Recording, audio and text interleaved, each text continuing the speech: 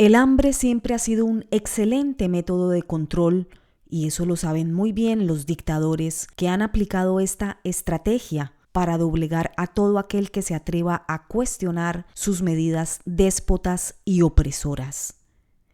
Ya bien entrados en 2024, se puede observar que los precios de los alimentos en casi todos los rincones del planeta siguen en franco ascenso.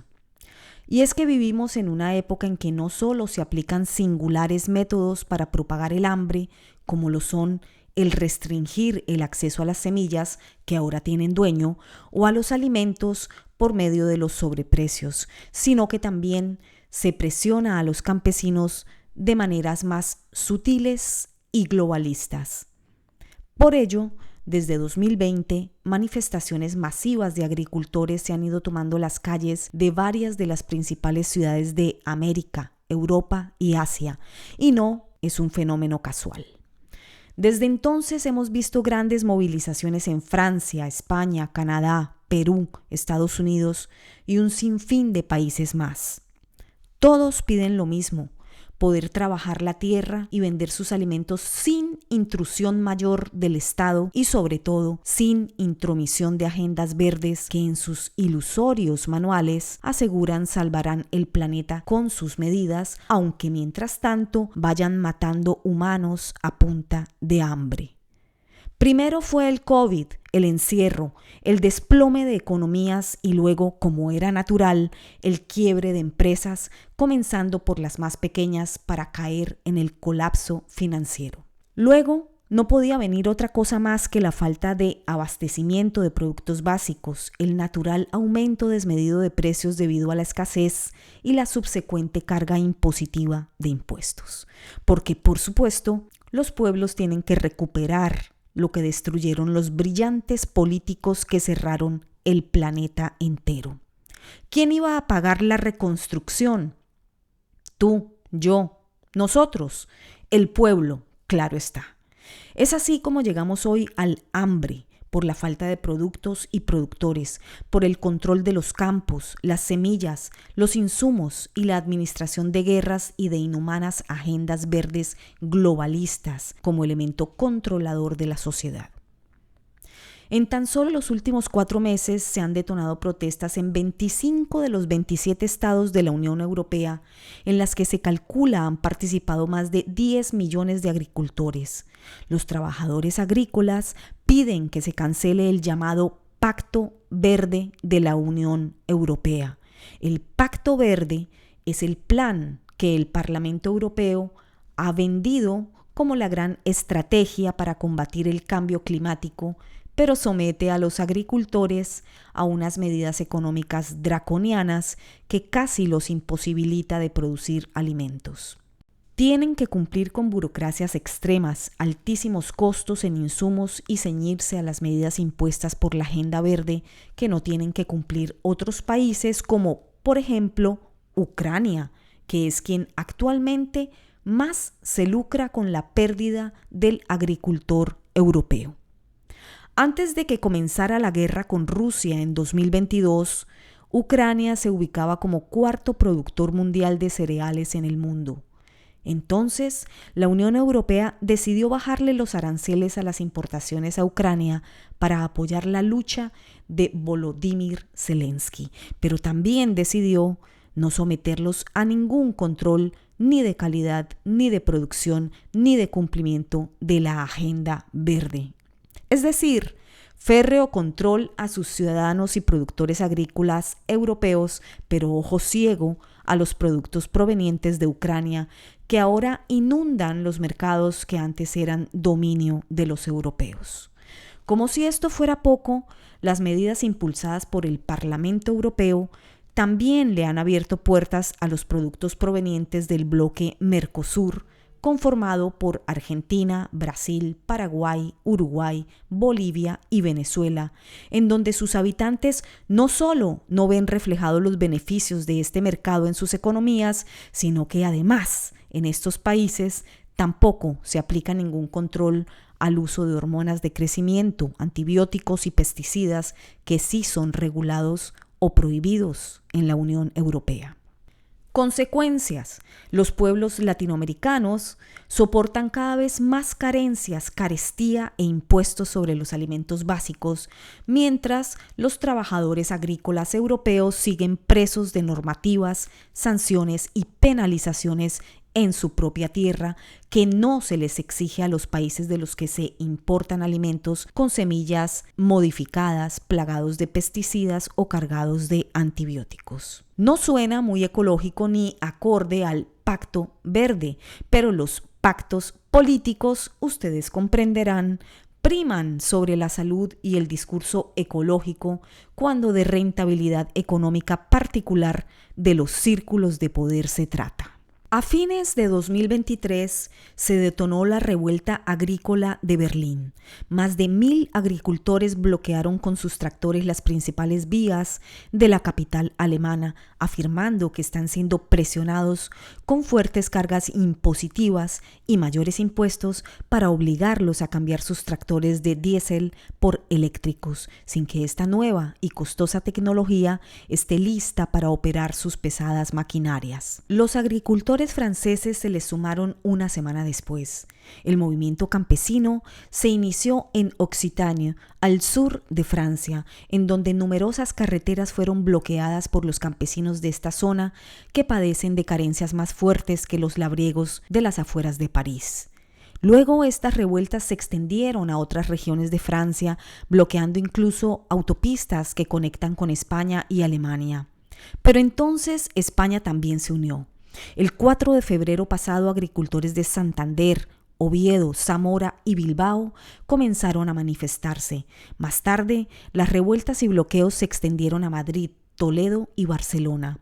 Resalta la petición de los cultivadores de tomates españoles que mientras los medios de desinformación los califica de extremistas negacionistas del cambio climático, alzan su voz pidiendo igualdad de condiciones a las de los campesinos marroquíes que introducen sus productos a menor costo en España sin ningún control o sometimiento a las políticas restrictivas europeas sobre la llamada agricultura sostenible. Los únicos políticos que apoyaron estas protestas fueron los del partido denominado por los medios hegemónicos como de extrema derecha, Vox.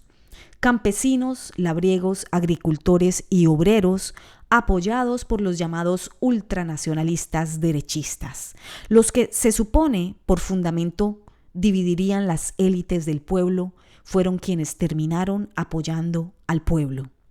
Mientras tanto, en Bélgica, la ciudad de Namur sufría un colapso de 36 horas por una manifestación en la que participaron 700 tractores y 1.500 agricultores. Un verdadero movimiento revolucionario se ha desatado ya contra las nefastas y asfixiantes políticas de agricultura sostenible.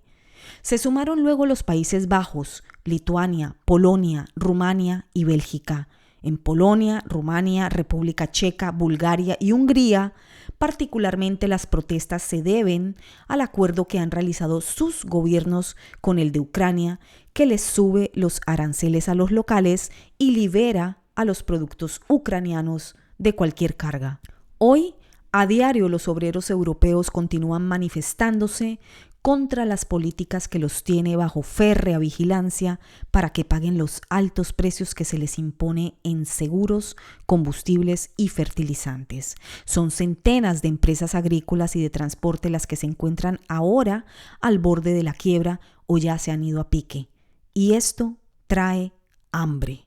Una pregunta básica aquí sería, si el producto ucraniano, marroquí o de Mercosur es más económico, ¿por qué no baja el valor de los productos en el mercado? ¿Por qué los costos de los alimentos de la canasta básica siguen en aumento? Porque los alimentos están siendo taxados, porque los alimentos están siendo manipulados y demonizados por una agenda verde en donde la carne vacuna busca ser reemplazada, por ejemplo, por carne hecha en los laboratorios de Bill Gates, porque los granos deben ser comprados a Ucrania para apoyar su guerra y la de las élites que aman este paraíso fiscal regentado por el actor de turno Zelensky, porque los tractores deben ser eléctricos para salvar el planeta y los huevos deben ser destruidos hasta que tengan precio de caviar, porque las peligrosas gallinas tienen gripe aviar desde Argentina hasta Inglaterra. Sobre ello les hablé hace unos meses atrás. La investigación censurada por YouTube la pueden encontrar en mi página isabelcuervo.com. El video se llama Huevos de Oro. Si no lo has visto, míralo. Te puede interesar saber lo que hacen tus políticos de turno y su semejanza con procederes políticos de países lejanos. La clave de acceso al video es ICInvestiga99. Mientras tanto, la Comisión von der Leyen, presidida por la político y médico alemana Ursula von der Leyen, avanza. Dicen, son una comisión geoestratégica que nació con la intención de legislar sobre el Pacto Verde, la inteligencia artificial, las migraciones y el desarrollo industrial. A este punto, y para que sigas uniendo puntos, es importante que sepas que el Pacto Verde Europeo fue aprobado en 2020, el mismo año pandémico, con el objetivo, dicen ellos, de llevar a la Unión Europea a lograr ser climáticamente neutral en 2050. La Comisión busca reducir las emisiones de gases de efecto invernadero, revisando y modificando las leyes existentes sobre asuntos climáticos y redactando nuevas leyes sobre lo que llaman economía circular, biodiversidad, agricultura e innovación. Quieren que la Unión Europea sea emisor cero neto de gases de efecto invernadero. Eso significa que buscan conseguir cero emisiones de dióxido de carbono, abro comillas, equilibrando la cantidad de dióxido de carbono liberado a la atmósfera, retirando una cantidad equivalente o comprando los suficientes créditos de carbono. Cierro comillas. Eso afirman. Es decir, si quieres producir, debes pagar por las emisiones de carbono que genere tu producción, no solo de autos, de edificios, también de alimentos. Un modelo de orden mundial. Según documento oficial asentado en EURLEX, página en donde usted puede acceder a leer los proyectos de ley de la Unión Europea, abro comillas, el Pacto Verde Europeo es una apuesta de futuro, una oportunidad para alcanzar una economía sostenible que recompensará a la sociedad permitiendo que las generaciones futuras satisfagan sus necesidades para que Europa lidere la lucha contra el cambio climático y para impulsar la cooperación entre los diferentes países. Fin de la cita. Así es como llegamos hoy al control de la huella de carbono, ese indicador que pretende contabilizar la cantidad de gases de efecto invernadero emitidos por un individuo, una organización o un producto. ¿Qué es? ¿Cómo funciona? ¿Ya están midiendo hasta tu respiración? Te lo explico en mi próxima entrega. Entre tanto, el resultado real del hambre en el mundo hoy es de más de 340 millones de personas cuyas vidas están en peligro inmediato bajo una inseguridad alimentaria aguda que se pasa por alto sobre el discurso verde. De acuerdo con el Programa Mundial de Alimentos, más de 800 millones de personas se acuestan con hambre en el mundo todas las noches. Los revoltosos, los disidentes, los que reclaman son peligrosos. Vale la pena recordar lo bien y cuerdo que es ser uno de ellos hoy.